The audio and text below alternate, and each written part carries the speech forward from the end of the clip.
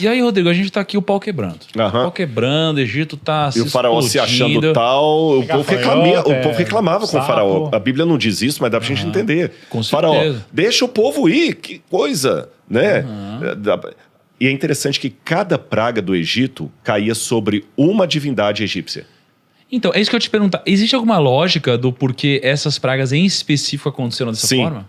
Porque elas vão atacando justamente o cerne da força egípcia, que é o seu panteão de deuses. Exatamente. Por exemplo, o Nilo era um deus, o deus Rapi. Tá certo? Ele foi atacado. O sapo também era um outro deus. Os piolhos tinham o deus das moscas. Que isso, cara. Mas tinha uns deuses muito ruinzinhos também, né? Sim. Deus da mosca, Deus do sapo. E a última praga, a última praga para mim que é a mais emblemática. Porque a última praga... aliás, a nona praga, a última é a morte dos primogênitos. A nona praga é quando as trevas caem no Egito. Aí nós temos aí que foi um nó tremendo, sabe por quê? Na cultura egípcia acontecia o seguinte: eles acreditavam que o sol era o principal deus Ra. Só que ele tinha 3 nomes. Ra era quando ele estava no meio-dia, na sua força. Não lembrava disso. Quando ele estava nascendo era Kepri. E quando ele estava se pondo era Horus. Tem até um filme que mostra, né, que o deus Ra sempre luta com as trevas à noite. Exatamente. Então, sabe o que eles pegavam? Sabe aquele besouro rola estrume? Besouro rola estrume? Tem um besourinho que fica rolando. O Rodrigo, ele... Sério? Eu dei um eufemismo, né? Rola bosque. Bosque. O Rodrigo é um cara muito educado. Troca, né, a faca. Eles falam que rola bosque. Mas deve ter esse besouro mesmo. Assiste no Animal Ele fica Planet. rolando, assim, ele fica trabalhando. Assim. Eles acreditavam que o sol era como se fosse uma bola que é rolada desde um horizonte até o outro. Por isso que um dos símbolos do sol era o besouro. Por isso que o coração era feito em forma de besouro. E o deus Horus, que é o responsável por tudo isso, ele nasce como Kepri, Ra e Horus. Porque ele era o filho do deus Osíris, que havia sido esquartejado. Quando ele sai aqui, que ele brilha sobre os homens, está tudo bem. Quando ele se põe, sabe por que ele se põe? Porque todas as noites a serpente Apófis, ela ressuscita. Ela acorda. E quando ela acorda, se você pensa no Egito, qual que era a encarnação maior do mal, que a gente fala que é o diabo, para eles era Apófis, a serpente draconiana. Ela era tão terrível, que até os deuses tinham medo dela. Então, como é que era o sistema de equilíbrio do universo? O Sol saía daqui na barca solar, tá certo? Passava pelo horizonte, no brilho do céu, e se punha. Quando ele se punha, ele virava Horus. E aqui ele reunia todos os deuses egípcios para, no submundo dos mortos, duelar contra Apófis e matá-la. Cara, essa criatividade Enquanto ele estava fazendo isso lá com todos os deuses, aqui ficava escuro na terra. O que significa? Raciocina comigo. Se todos os deuses estão ocupados para combater a Apófis lá no submundo dos mortos, o que está acontecendo com a humanidade aqui em cima? A noite está desprotegida. Desprotegida. Se todo o exército está fora do país, você está desguarnecido. Então, todo mundo ficava desesperado. Então, para garantir a ordem cósmica, o faraó e seus magos tinham que fazer o seguinte: eles ficavam a noite toda revezando acordados, fazendo uma espécie de mandinga, para mandar forças para os deuses, para que eles não percam para a Apófis. Porque se a Apófis ganhar o duelo, o mundo acaba. Então, eu não entendi essa parte, porque você vai lá logo para o começo da discussão com o faraó, né? Ele chega lá, Moisés, e pum, o cajado vira cobra. Aí eu falo, bom, e agora? Você tá vendo um cajado virar cobra, alguma coisa você vai imaginar. Aí ele fala, não, agora os meus magos aqui, eles vão e pum, e eles também transformam em cobra. Eu falo, cara, como? Ilusionismo. Aí eu falo, o que é isso? Isso Ilusionismo. Mas que grau de ilusionismo? Como assim? Você pensa que David Copperfield É uma coisa só do. Não, da mas, nossa época. mas, cara, assim, ó, eles não estão esperando, não é um truque preparado. De repente vem alguém aqui e fala, pum, cobra. Mas pensa assim, o mágico de verdade, ele vai estourar pirlim-pim-pim aqui, vai sumir, vai sentar no lugar do Gabriel. Mas eu entendi o que ele falou, mas Não, isso cara, não é eu despreparado. entendi. O David Copperfield, ele pode fazer a estátua da liberdade desaparecer. Isso. Entre aspas, mas tem que ter todo um preparo. Sim. Só que lembra que a Bíblia conta tudo de maneira resumida. Você não falou lá que você leu em algum livro que talvez o debate de Moisés com Deus pode ter demorado uma semana? Virou 12 capítulos. Então, porque eu sempre fico na dúvida sobre o seguinte. Eu leio de uma forma metafórica e poética o que eu tô lendo. Eu leio de uma forma... como é o nome? No pé, Literal. Né? Eu leio porque aqui Deus está querendo passar uma mensagem sobre como foi. Porque assim, se eu leio de uma forma literal, ou próximo do literal, pô, cara, aí não dá pra Eu entendo entendeu? literal pelo seguinte.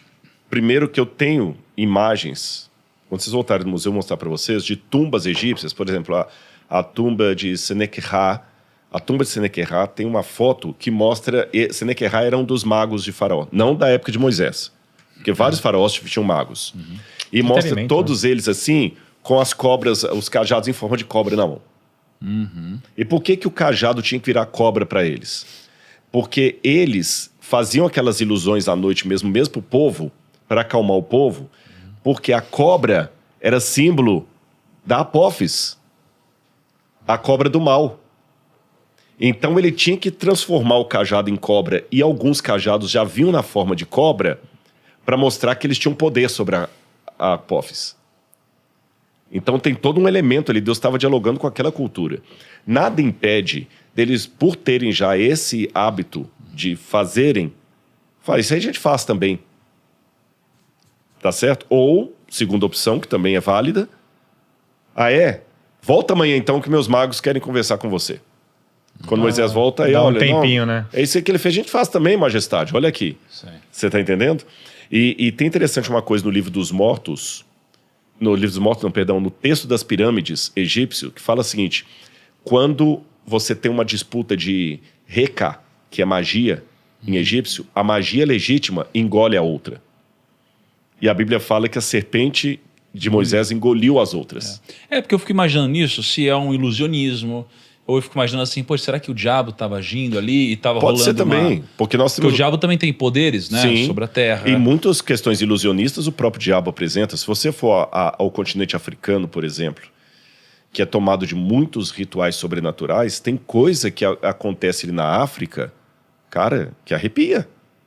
Eu já fiz missão na África, eu já fiz evangelismo na África. Tem uns rituais lá, por exemplo, que o pessoal vai rodando. Já tentaram desmascarar eu esqueci o nome que eles entram assim, eles colocam, tá vazio. Ele pega um monte de palha, assim, como se fosse uma árvore de Natal, e olha, tá vazia. Coloca lá, eu vou lembrar o nome lá. Tá com zambuzê, eu vou lembrar o nome disso aqui. Daqui a pouco eles começam a fazer o ritual lá, aquela árvore começa a rodar, ela vai dando pirueta, e não tem ninguém lá embaixo. Tá, você entendeu? Tem isso na internet. Então, as duas coisas combinam, o ilusionismo e a ação do próprio diabo. Agora, voltando só para não perder a didática daquela questão. Enquanto estava em trevas aqui, o mundo estava numa situação de muito perigo. No Egito, a pior coisa que podia acontecer era um eclipse solar. É isso que eu ia falar, que devia ser um negócio tipo assim, meu Deus. Eles ficavam loucos. Perdeu. Loucos significa que Apófis ganhou a batalha e os deuses não seguraram.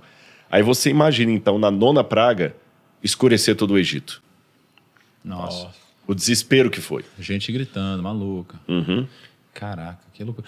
E aí, só que ainda assim não foi o suficiente. Não. Não é possível. Rodrigo, não tem como alguém em sã consciência ver tudo isso acontecendo e ter uma boa justificativa para tudo isso e esperar chegar a 10ª. Mas aí que tá a questão.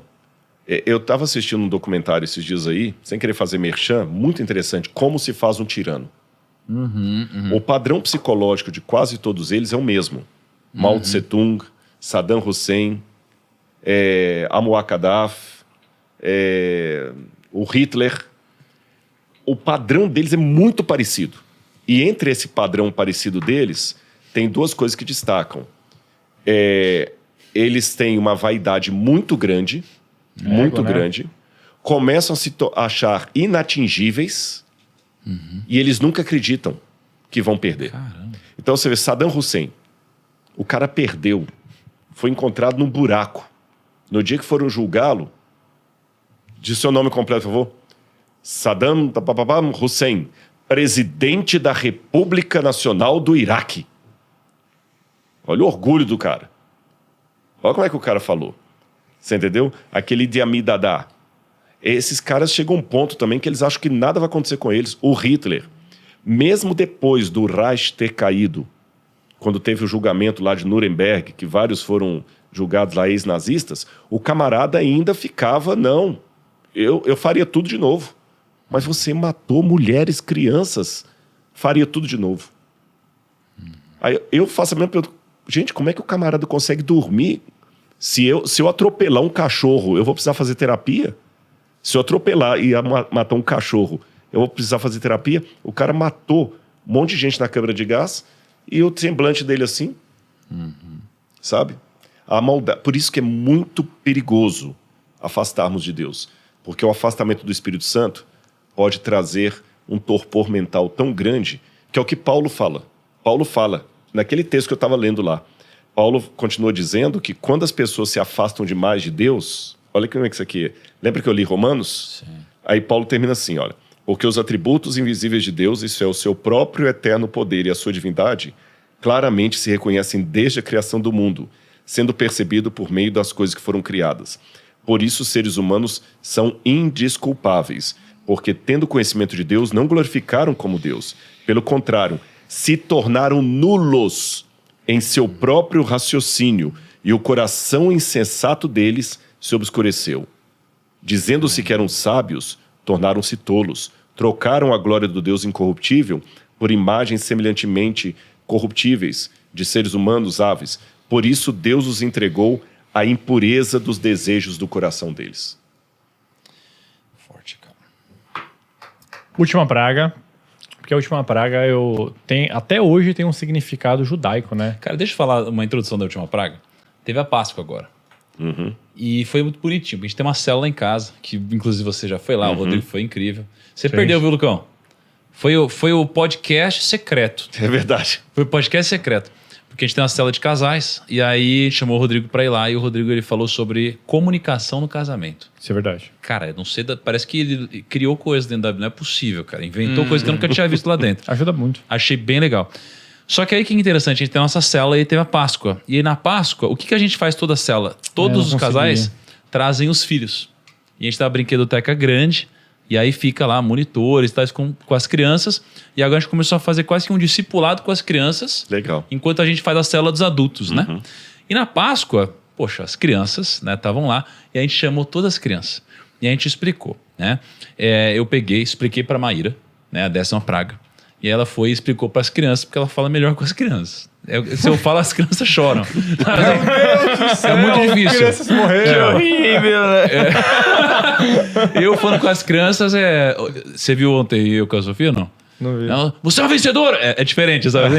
Enfim, aí beleza. Aí ela explicou sobre a passagem, que daqui a pouco eu vou para você explicar aqui com mais profundidade. Explicou sobre a Páscoa, né? E aí, num determinado momento, tem o sangue do cordeiro que passa na porta, Nossa. né? Para que seja... Pulado. para que o anjo da morte pule essa casa. Aí a gente explicou para as crianças essa história. A gente pegou e tirou umas tintas vermelhas e falou, agora vamos passar isso aqui lá na porta da brinquedoteca e na porta de casa para que esse lar seja um lar de Deus e isso não aconteça por aqui. Aí as crianças pegaram as tintas, Rodrigo, pegaram tudo com a mão assim, ó, e começaram a passar na porta e tal. E é animal, porque agora elas lembram disso. Né? E aí a gente falou sobre a Páscoa, sobre essa origem do significado e depois chegou em Jesus. Muito legal, né? Muito legal mesmo. Explica pra gente, então, o que é essa 10ª praga e o início da Páscoa que vem daqui, né? Tá. Essa praga, Deus foi na jugular mesmo, que ele matou os primogênitos do Egito. A pessoa fala, nossa, matou que um monte de criancinha recém-nascida. Será que foi uma coisa que tipo, aconteceu com a geração do Moisés? Foi, vários. Para mim, o faraó do Êxodo, que era o Tutmoses III, e o filho primogênito dele morre antes do pai. Lembremos que filho primogênito não é necessariamente criança. Você quer outra coisa para quebrar os filhos. Pode ser adulto, né? Pode ser adulto. Você é um primogênito com 40 anos, 50 anos, 80 anos, continua sendo primogênito. Se você é um adulto e você viu 9 pragas acontecendo, Se você recebe um aviso do que vai acontecer agora, você fala, meu amigo, eu Já não vou era. correr esse risco, não. Exatamente. Então, o que acontece? Deus falou, essa noite, vocês hebreus... E Deus deu um sinal também muito complicado para eles. Por que matar um cordeiro e passar o sangue na porta, no umbral da porta ali, como o Tiago falou?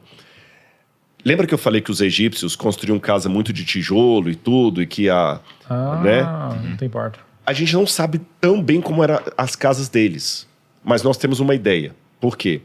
Desenhos feitos nas tumbas e maquetes de casas. Porque algumas tumbas, como a de Tutankhamon, tem casa em miniatura que estavam lá. A gente não sabe se isso era brinquedo, o que era, mas tem muita maquete de casa. E, além disso, a gente nota das maquetes, nos desenhos, que tem uma coisa chamada porta falsa. A porta falsa é uma porta dimensional que eles acreditavam que você pode transitar entre o mundo dos vivos e o mundo dos mortos. Mas a porta falsa imita a porta verdadeira.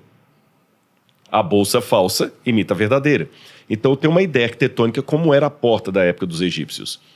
Essa porta, ela tinha em todo o umbral inscrições, como se fosse um amuleto, para garantir a proteção e a segurança de todos os que estavam naquela casa.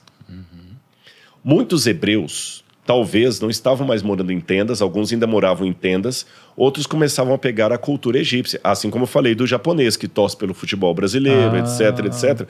Muitos hebreus agora estavam tendo os costumes egípcios. Então ele tinha aquela porta cheia de inscrição pagã, pedindo a proteção dos deuses pagãos. E os egípcios acreditavam que se o espírito da morte passasse, se a Apófis, por exemplo, lembra da Apófis? Se ela saísse, ela não entraria na sua casa se tivesse aquelas inscrições ali protegendo quem está lá dentro.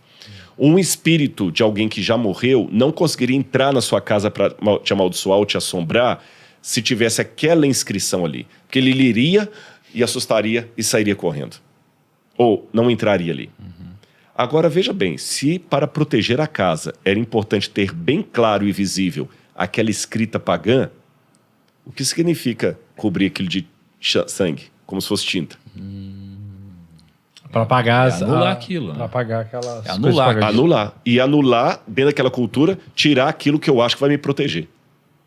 Então, Deus falou assim, vocês querem sair comigo daí do Egito? Não, então, peraí, o que tinha, então, que era pagão na porta? Inscrições. Inscrições. Então, todo mundo no Egito tinha inscrições. Tinha, e provavelmente muitas famílias judaicas também, hebreias. Mas as inscrições, elas iam no batente? No Tipo, batente mesmo, da porta, batente assim. da porta. Eles fugiu a palavra quando você vai... Talharam. Esculpida, entalhado. Tá. Nós temos várias dessas portas Caramba. falsas no Egito. Várias. Se algum dia a gente estiver junto, se não tiver, eu vou te dizer onde é que vocês vão encontrar. Nas pirâmides lá de Kéops, Kefren, Miquerinos, embaixo tem um lugar, quando eu vou com um grupo ali, que eu mostro as portas falsas. E eles veem, então, o batente todo escrito.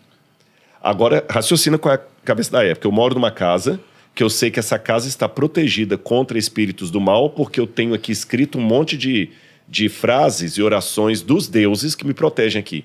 Aí vem o Moisés e fala para eu cobrir aquilo de sangue. É como se eu falasse assim... Aceita Jesus. Aceita Jesus. É isso. Agora, o que significa Como seu aceita único Jesus? Salvador. Rejeita o Egito.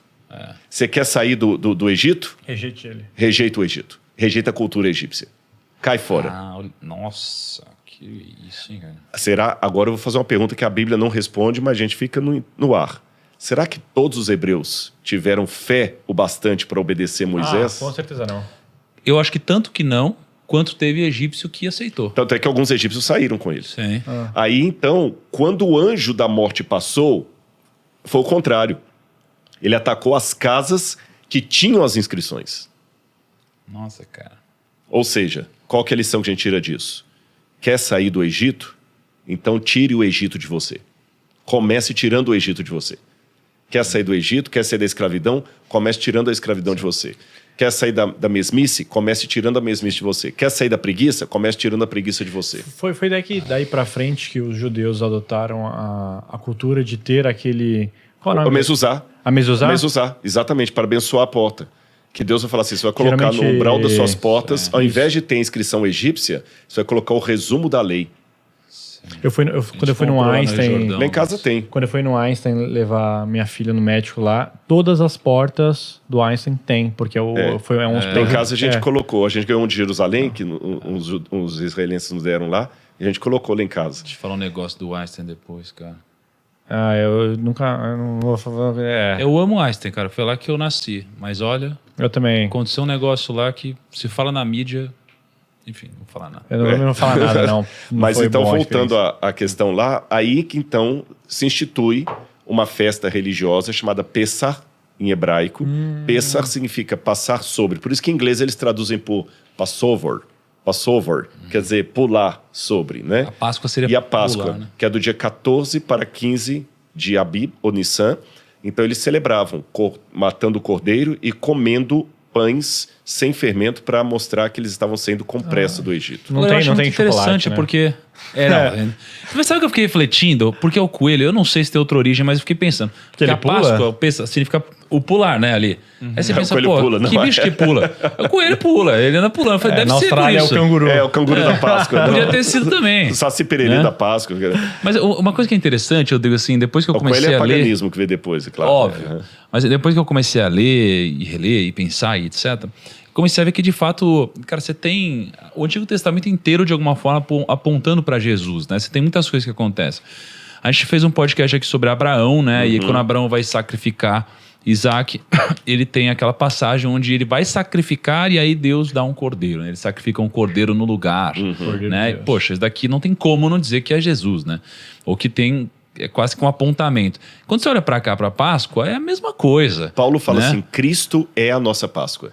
Exato. É a mesma coisa, é a mesma coisa. Aí você tem lá, você sacrifica o cordeiro e pelo sacrifício do cordeiro, né, com o sangue do cordeiro, cara, você, né, de novo, você é liberto, né, você troca a morte pela vida. Cara, é muito interessante ver como você tem essas relações no Antigo Testamento inteiro apontando para Jesus. Por né? isso que nós celebramos a Páscoa, não estou falando a Páscoa judaica, Sim. mas a Santa Ceia. A Santa Ceia foi a cristianização da Páscoa judaica. Jesus estabeleceu a ceia e falou, toda vez que vocês comerem do pão e beberem do cálice, vocês anunciam a morte do Senhor até que Ele venha. Por isso que na Santa Ceia hoje nós temos o pão, temos o vinho, mas não temos cordeiro. Beleza, então a gente teve aqui 10ª praga e agora o faraó entendeu, né? Ou não. Ou ele entendeu, mas ele também não quis muito admitir, né?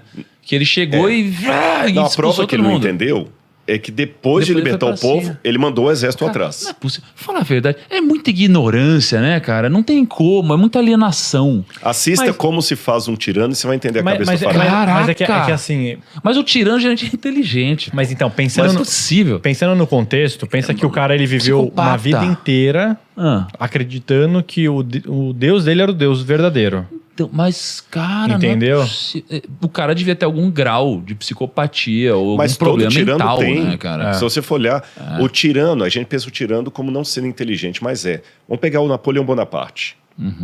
O camarada era um estrategista militar de marca maior. Aí ele pega e leva o exército dele todo pro frio russo e insiste. O pessoal todo falando, Napoleão, volta, a gente não tá preparado pro frio, vou ficar. Aquilo ali foi a primeira derrota dele. Depois veio o Waterloo, que ele perdeu de novo lá. Então, quer dizer, estupidez. O próprio Hitler também. Então, quer dizer, o tirano, o psicopata, ele pode ser inteligente, mas ele perde a sabedoria. Perde sabedoria. Caraca, cara, é verdade. É porque, olha só, né? Ontem eu estava estudando um pouco sobre sabedoria. Sabedoria é dividida em 3 partes. É o conhecimento, a compreensão e a aplicação prática. Eu não tenho nenhuma dúvida que todos os grandes líderes, eles têm muito conhecimento, eles têm muita compreensão sobre as coisas, mas mesmo assim, às vezes, não passam para a aplicação prática correta por causa de uma série de, sei lá, ego, problemas Eu emocionais, até diria orgulho, não um é? pouquinho diferente, não contradizendo você. Ele não tem o conhecimento do todo. O que você diria é que talvez ele não tenha a compreensão. A compreensão. Ele tem informação, mas ele não compreende da forma correta. Exatamente, ele não compreende. Ele não compreende, por exemplo, que o que ele está fazendo, ele está trazendo mal para o país dele mesmo. Ele não compreende. Você acha mesmo que o faraó ali, ele, na compreensão dele, ele, depois de todas as pragas, ele talvez estivesse ainda numa linha de não, cara, eu tô fazendo certo, assim? Será, cara? Mas eu acho que nessa O povo linha... do cara tá sendo dizimado. Então, Imagina como ficou a economia do Egito, que era super próspero, depois de 9 pragas. Mas será que ele E ainda levaram tudo depois. Mas eu não acredito que ele pensava no povo dele. A riqueza dos pecadores é armazenada para os justos. essa transição do Egito, ela é perfeita para refletir esse versículo, né? Sim. Muita riqueza armazenada, né, no Egito, e ela é armazenada e ela é transferida dos pecadores para os justos momentos que eles estão saindo, né? E Geralmente curioso, é isso que acontece, né? Essa riqueza do Egito começou a ser armazenada quando? É lá com José, Com José. no meio de uma crise. Foram os hebreus bom. que tornaram o Egito no meio de uma crise, Próspera, que né? evitaram a derrota do Egito. E quando o povo de Israel saiu, eles foram obrigados, os egípcios, a indenizar os hebreus. Tanto é que eles levaram o ouro dos egípcios consigo. Cara.